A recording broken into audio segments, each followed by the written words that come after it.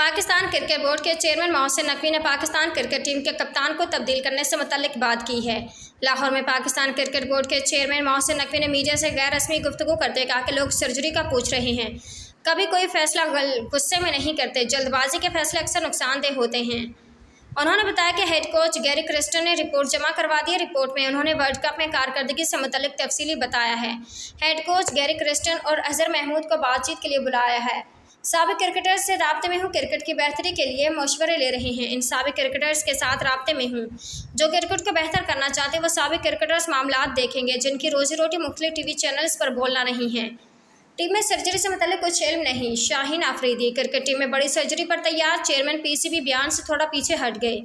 Team मुत्तहद है। Chairman PCB की surgery की बात क्या लड़कों का मालूम नहीं। हारिस रऊफ चेयरमैन पीसीबी ने मजीद कहा कि एक साबिक क्रिकेटर ने बड़ी मेहनत से बेहतरी के लिए तफसीली रिपोर्ट दी है।